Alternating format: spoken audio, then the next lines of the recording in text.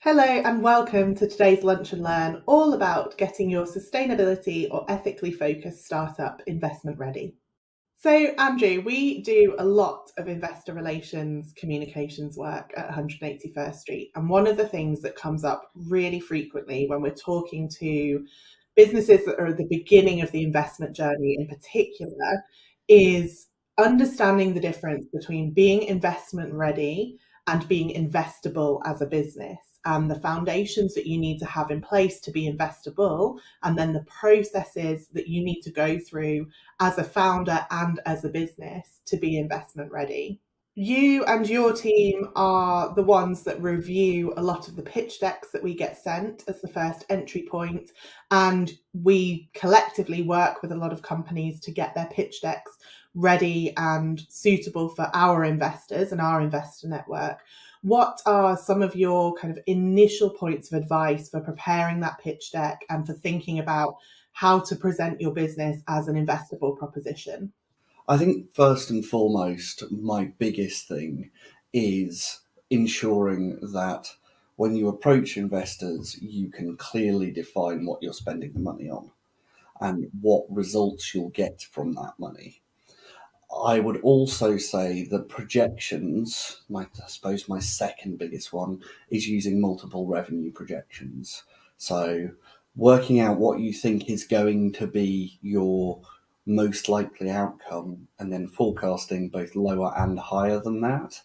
Um, the two things go together because obviously, if an investor gives you a chunk of money to grow your audience and bring in more customers and increase sales, you'll very quickly see that cash impact directly on your business. But a lot of startups don't look at that in terms of explaining that to the investor. Investors don't like spending money on burn capital, which is basically money that you can't guarantee a return on, say, advertising, etc., marketing, sales teams, that side of things. But you have to be able to quantify that we spend this, we're expecting a return of this.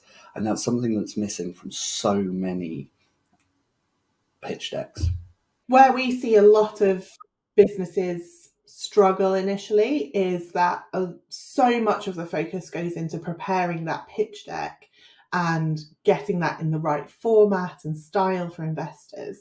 But actually, the process of producing that pitch deck does make you think about things like your exit plan, your growth model, how you're going to get to that growth, what you're going to spend to get there.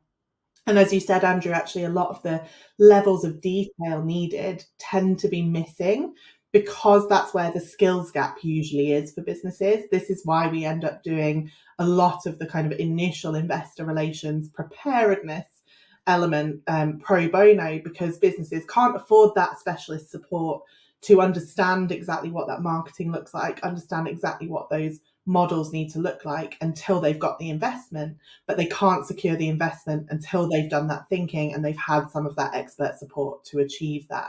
So how do they square that circle when they're in that position? Well, I think the first thing is I'd look at it slightly differently. That there is a difference between being investment ready and being ready for investment. Um, but at the same time, I think if you know where you're going and what you want to achieve, finding a way to convert that into a 5-year plan is step one of any good business strategy. And that business strategy is your pitch deck. And I see a lot of these are the parts in pitch decks. These are the things we have, but not so much the strategy. And most investors want to see how you're going to get from point A to point B to point C and how you're going to spend their money.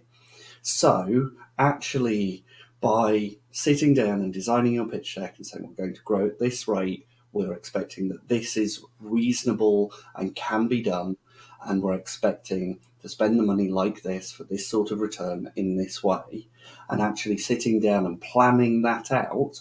And yes, Years 1 and 2 will be much more solid than years 3, 4, and 5 in terms of projections and in terms of what you're expecting to do. But an investor would rather see, a VC or an angel investor for that matter, would rather see a very clear 2-year plan and then a set of long-term goals, rather than a valuation, a pre-money valuation of 2 million quid, when actually you haven't explained how you're getting the customer, how you're selling your product. And by giving that sort of information and actually establishing these are our routes to market, these are our expected returns on those routes to market, should we invest capital in these things, you can not so much solve the business problem, but come up with a solution that works for the business and shows how you get to growth. I personally find a pitch deck very, very appealing if I'm able to scroll to the bottom and I can see the projections of what the money is going to be spent on and clear targets for growth, so that I know how it's going to grow, not just we're going to get this money and we're going to grow, and it's a proportion of rather ridiculous pre-money valuation, because pre-money valuations, in my opinion, are completely worthless. What I want to do is see realistic revenue targets, and our VCs and our investor network want to see the same realistic revenue targets, because if I can see what growth could look like and worst case scenario, then I can also start to go, how quickly do I recoup my money? From a comms perspective, a lot of founding teams look at the built argument in their pitch and spend a lot of time focusing on this is the big societal or environmental problem that our business is here to solve, and telling that story and talking about the impact. And they tend to forget that actually you're speaking to a group of financial stakeholders. They are going to scroll straight to the bottom, straight to the financials, and work backwards. I've watched you do that, Andrew, without even knowing what the product is. You've gone straight to the financials and then back to find out what the product is, what the value proposition is, what the problem is, once you've got a handle on what financial information is there. So I think in terms of a communications exercise, when you're preparing your pitch, you really need to think about how you're building that argument, but how you're also breaking that down to be very digestible, to give a stakeholder group that is very heavily financially focused the information that they want. And one of the things that works really well and that we really encourage startups to do is put a tear sheet at the front that really covers that top line financial information that they're going to want to scroll to the bottom and receive straight away. Tear sheets are invaluable, especially if you're approaching family offices where you may find that there is a junior member of staff looking at it initially. Because at that point, or even VCs for that matter, the tear sheet, if you give those juniors everything they need, it will get handed on, rather than hoping they read to the end of a 30-page document.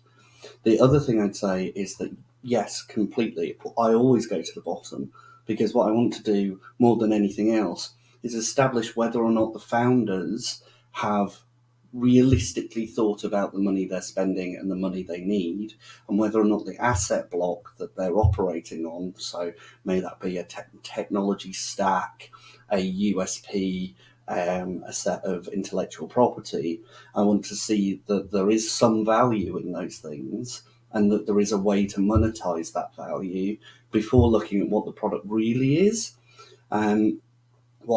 If the value is there, my next question is, what is the USP? And my follow-up question from that, and the follow-up question I get asked more than anything else, is what proportion of market would they need to take? Because all investor courses, etc., a lot of the ones done through universities, etc., say, tell us how big the audience is for this. How many buyers are there out there? And there is a tendency to talk about the global number or the UK number or whichever nationality it may be, or the European number. However, investors want to see how much of that market you would have to take. So there may be 1 million people out there that want, I don't know, whiskey flavoured cheese. But at the same time, how many people do you out of that 1 million have to get to make the business a success? And that is so dependent on what your product or service is as well. Because if you're selling, say, alcohol, you are primarily in high volume, low cost, unless it is an absolute luxury good. Whereas if you're selling technology, IP, or services, you're probably looking at high cost, low volume. So establishing the level of volume you need in that market is a key factor in telling an investor that actually, if you only need 0.25% of a market, that is doable even in very, very competitive markets. It's not so doable in markets where you need 5, 10, 15% of market, because fundamentally, are there enough buyers for your product? That should be a core fact in your pitch decks. You're absolutely right. And one of the areas where you have to get very realistic is about that market share. Yes, in theory it's there, but who are you going up against? So particularly as a sustainability or ethically focused brand, where potentially your margins are smaller because your cost of goods is higher, your cost of production, your staff, etc., you need to be very, very clear about who is already leading in that industry, who is already dominating that industry, and how are you going to break in as a challenger brand? How are you going to engage customers beyond the sustainability and the ethics as a high quality product? And how are you going to take that mainstream? And you need to be really clear about what that journey looks like, what you're going to have to put in to make that happen. And actually, that's where we find that founders really underestimate what they need from a marketing, a communications perspective. And again, we talk about it all the time, but they do fall prey to that attitude behavior gap, because as a founder in this space, you care so, so deeply about the ethics, the sustainability. That's why you're here. That's why you're starting this business. But your investors are not necessarily going to be completely aligned to that. And obviously that's a whole other area of conversation that I'm sure we'll get into. But particularly your mainstream market consumers, that is not their primary buying factor. And if you go in saying that it is, and saying that you're going to change everybody's behavior and make that mainstream, it can come across as very naive and it can hamper your growth. You also need to think about those industry leaders as a potential exit plan. And actually, are you looking to build something that will get bought out by one of those industry leaders? Or are you trying to grow as a challenger that's going to stay in market and continue to be a challenger? One of the biggest things I think founders forget on the whole is marketing, communications, and sales. It all feels very soft and very wobbly when you're trying to design a pitch deck. But if you cannot say how you are going to get to your customer, no VC is backing you. There needs to be clear routes to market. And for anybody who's done a business degree, that is one of the first things you learn in the first few months of university, is fundamentally routes to market, routes to your customer. If you can't guarantee route to market, then no VC is investing in you. So we do often see in pitch decks that come across our desk growth projections, and particularly for things like tech platforms, how many users they're going to acquire every year, for example, for products, how much they're going to grow in revenue every year, and which kind of retailers they're going to target and things. But what we don't often see in the pitch deck is a breakdown of how that's going to be achieved. And often I think founders leave that for later on and into the discussions, but actually what they don't realize is that can be the thing that stops you getting that meeting to have that discussion. And actually it's fine for those growth projections to be a little bit on the ambitious side, but they do need to be backed by a roadmap, by data that's showing that you haven't just plucked those out of the air. You have thought about how you're going to do that and how you're going to bring in the skill set to make that happen as well. Yes, completely. I think there's two factors there. One, seeing growth without an understanding of what it costs to achieve that growth. If you are, say, a tech platform and you are looking for millions of users, VCs are not going to trust that figure unless you can show them how you're going to get there. But not only that, what it's going to cost to get there.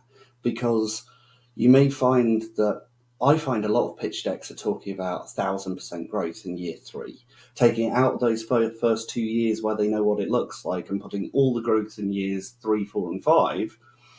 But my first question back to those brands is always how. How much is it going to cost to achieve that?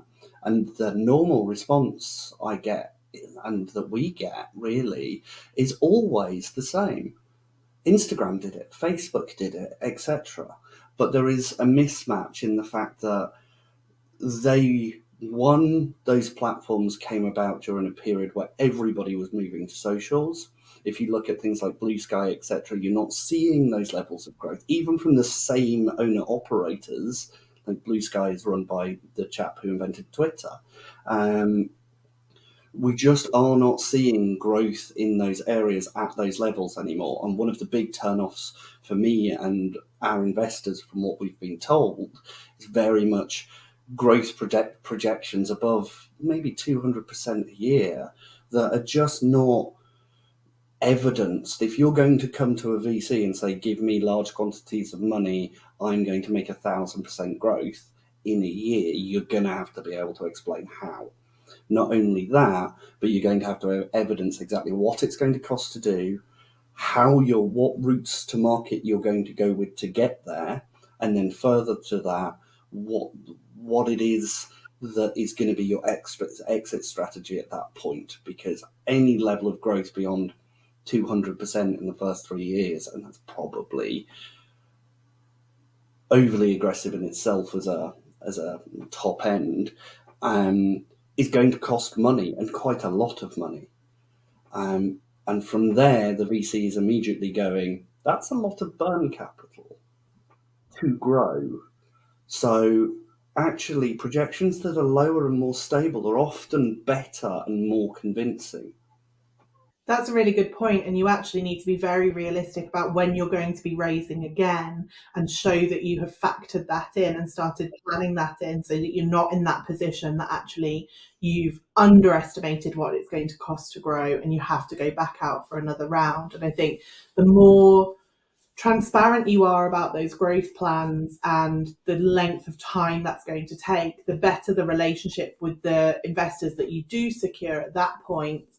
And then coming back to my point about being investment ready, part of that is considering how, once you have got those investors, how you maintain those relationships, how you look after them as a stakeholder group, how you communicate with them. Because actually, the more you nurture that relationship, the more you go into that with a very realistic foundation to that relationship and manage their expectations, the easier it actually is to leverage them for further investment, whether that's from them or from their contacts, and being able to draw on them as a resource and have a mutually beneficial relationship where it isn't purely transactional. For some investors, obviously that's not right for everybody, but it does set you up much better in terms of that being a very successful stakeholder relationship.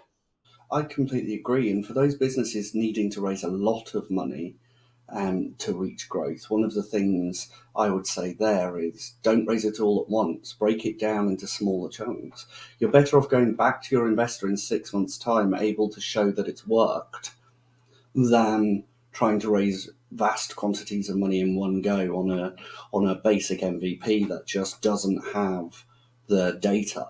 You will end up giving away less in equity if you stage manage your raises. And if you look at somebody like Oatly, or you look at somebody like the juice people, Innocent Smoothies, they raised multiple times, and then in the case of Innocent Smoothies, I believe, I may be wrong here, but I believe they took a buyout or a partial investment from Coca-Cola, because eventually you scale up until a point where you need infrastructure. And in those cases, they are obviously the extremes, but raising for target points is more sustainable and more reliable than trying to raise large quantities of money when you are a small business needing, I don't know, 1 million or two. Stage managing that makes it easier to get investors, easier to set your targets, and easier to go back and say, look, we met our targets or we exceeded them, we need to raise again. Or we didn't quite manage that, here is why we need to fix this, so we need to raise to fix that. And staged raises are a very, very good idea, and you can raise repeatedly, even pre-seed or pre-series A. You can just repeatedly say small amount of money to reach the next target, the next target, the next target. And again, to come back to both your communications, sales, and business plan, those targets then align to those things. So you're starting to match your investor expectations to realistic growth within your company, rather than trying to make out a very, very big long-term plan, setting reasonable, realistic, and regular goals. And a great example of a giant company that started out doing that is Tesla.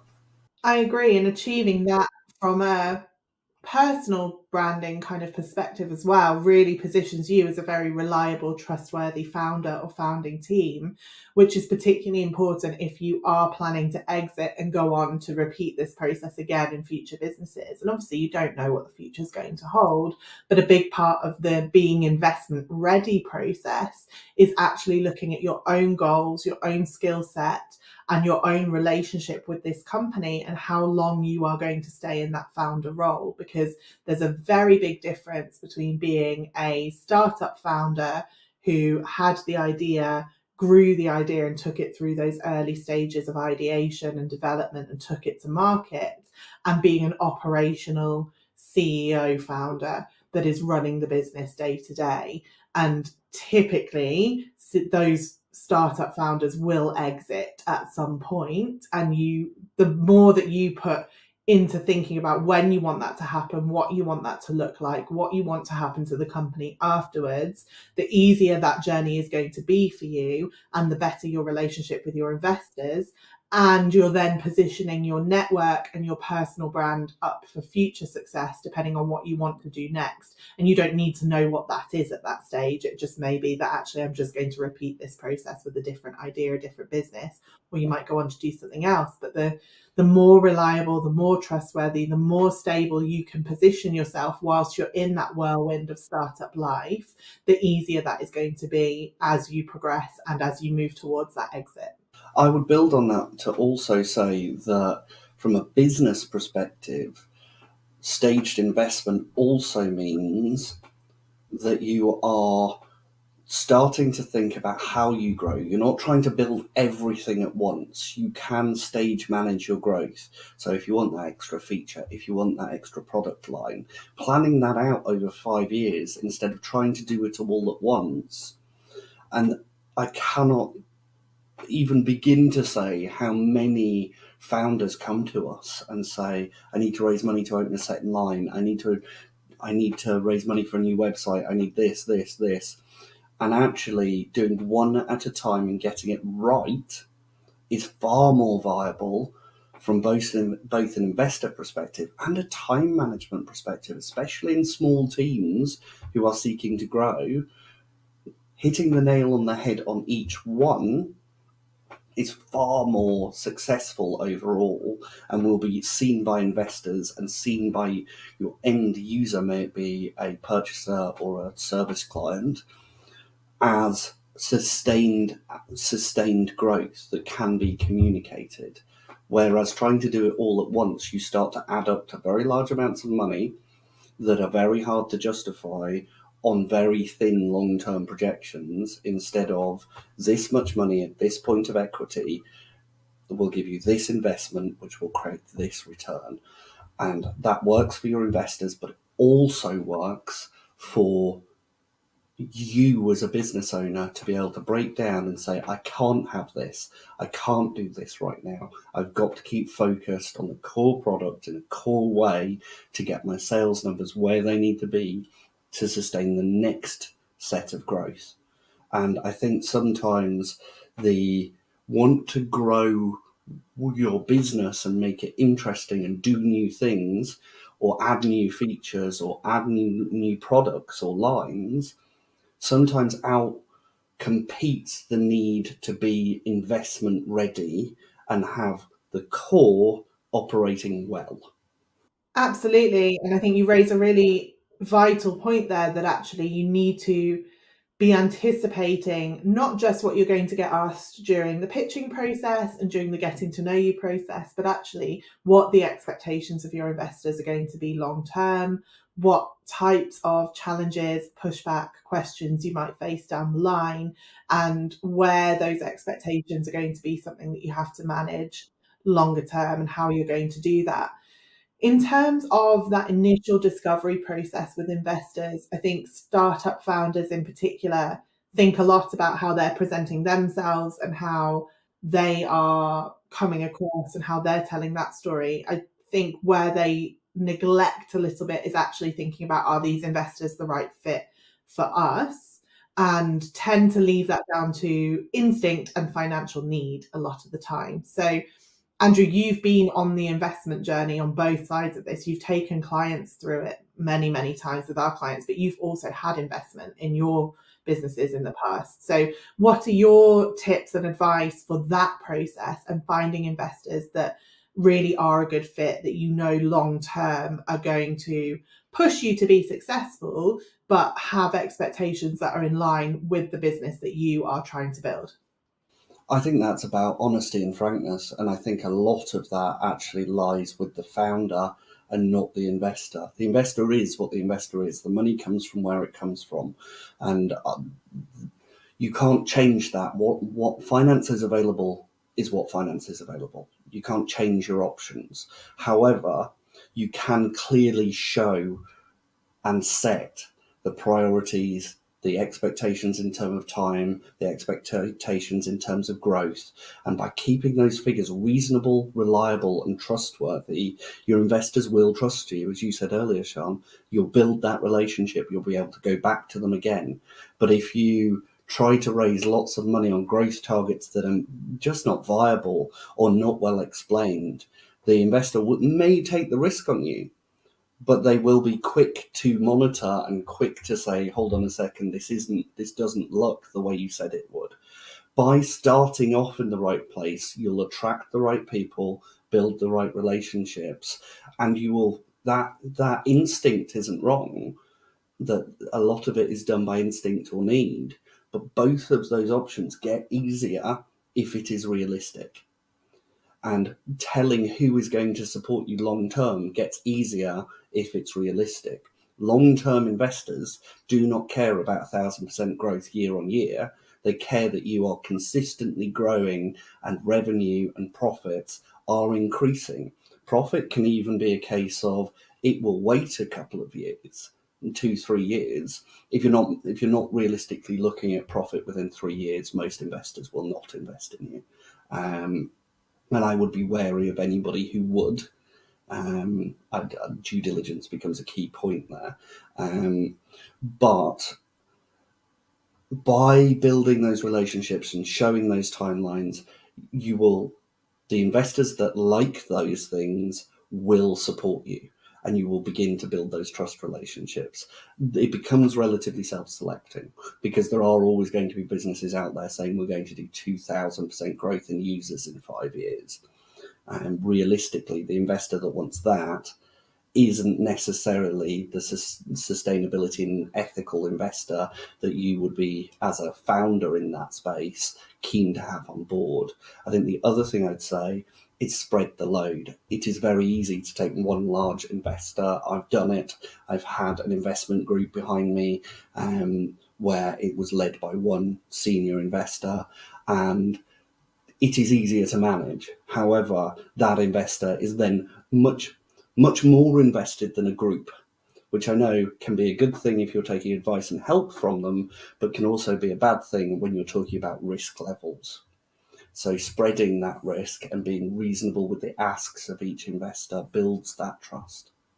It's really valuable to hear your perspective on both sides there, Andrew. And I think from my perspective, one of the biggest areas that I spend a lot of time encouraging founders to get realistic about is their own expectations around the growth. And I know we've spent a lot of time focusing on growth projections, but that's actually just one of the fundamental bits that becomes a barrier to securing investment, because you're either being too ambitious without proving how you're going to do it, or you're going into the investment process seeing the investment as the silver bullet to the growth, and that as soon as you have got that investment, you can hire the skills, you can put the ads budget there, and you can make that growth happen. And one of the challenges is if you are a founder that is not from a marketing communications background and you don't have that core really strategic level skill set in your founding team, it can be a bit of an unknown area. You said earlier, rightly so, the days of viral organic growth in tech and on tech, on social media and things is over. And actually, the investment isn't the thing that's going to solve that for you. It's going to give you some of the tools to solve that, but you really have to have a very clear set of expectations and set of plans around what that growth is going to look like, how long it's going to take, and how much it's going to cost. And you really need to be accepting of the fact that in order to achieve that growth, you are not just going to go out and be talking about the sustainability, talking about the ethics every day and having people tell you how wonderful that is. That will get you a lot of engagement with your core audience, your early adopters on social media, but it won't necessarily convert to sales, to users, to the metrics that your investors are going to care about. And you really need to shift into the mainstream market challenger brand headspace of actually your job is not to do the sustainability and ethics. That is the foundation. That is the business as usual approach that you want to take. That is a core part of your operation. But your job is not to go and sell that. Your job is not to go and promote that. Your job is not to really be out there talking about that. Your job is to sell your product, grow your platform, do the commercial elements of that growth. And actually, I think for a lot of founders, that comes as a bit of a shock, a little bit too late when they've already got the investment and then they're under pressure to go and do that. And that's when they bump up against that attitude behavior gap. They find that they've moved away from the bit that they're really passionate about, which is the sustainability, the ethics, and that they're now in a position to have to get commercial and to have to understand that. So the earlier you can come to terms with that in terms of being investment ready yourself as a founder, the earlier you can understand what that is going to look like. And you don't have to have the really detailed skill set that has taken decades to hone in marketing and communications, but you do have to have a reasonable understanding of commercial growth of a business, whether that's reading a few books, whether it's doing a course, whether it's talking to other founders that are ahead of you, whether it's taking advice from a firm like ours, but really understanding who your audiences are, how you're going to reach them, and being very, very realistic about what that looks like from a skills internally perspective, but also from what your day job is going to be and where your passions are sometimes going to have to take a back seat in favour of the commercial growth, because that's the contractual agreement you're getting in with your investors. I would add there that, again, the more investment you take, the less choices you have. If you're growing and then doing a small to medium investment round, growing and then doing another, growing and then doing another, you have control because you are growing at pace, not as fast as if you'd taken significant amounts of money, but you are growing stably and you are adapting at each stage. Whereas if you take significant amounts of money, that money has to come from somewhere. And if your pre-money valuation is 2 to 5 million and you're raising $1 million, there is going to be an expectation that that money will be used to grow, which then has an impact on what priorities your investors want to have, what priorities your investors have versus what priorities you have. And investors will come and say, your margin on this is just not good enough. We need to find a way to increase margin, to increase profitability so I can get paid back. Because investment it's not an endless risk. Investors will not just give you large quantities of money and then hope you grow. There is an expectation of oversight in it and an expectation of return within usually 5 to 10 years. So one of the things that I always look at before handing it off to anybody we know is what is the likelihood on the projections of a return, or at least what a zero-sum game where the money invested has been returned or has an equal value. And where they're not the case, investors tend to say why. And then they tend to say, yes, the model works, but we need to trim, we need to increase margin, or we need to increase sales. And increasing margin is easier to do than increasing sales. So you end up with investors applying pressure. So you're right, Sian, picking those investors carefully is incredibly important, but also for founders understanding that the quicker you grow, the quicker you're expected to grow, the harder it is to maintain those values, and planning out how you're going to grow is incredibly important. And that means getting very realistic about your audience targeting. As you said, Andrew, that's not just about thinking who cares about the sustainability, who cares about the ethics of this product. It's going right back to the marketing basics of who can afford our product or our service and taking your price point into consideration. We do have a fact sheet around how cost of living is affecting disposable income that can help with that. So I will link that in the comments. But as a real foundation, getting realistic about who's going to be able to afford you, and then doing some stakeholder analysis on that audience. What are they interested in? How do you need to position your brand? How does it need to look and feel? How do you need to speak to them? What publications are they reading that you want to attract PR? What advertising targeting data can you use to get to them?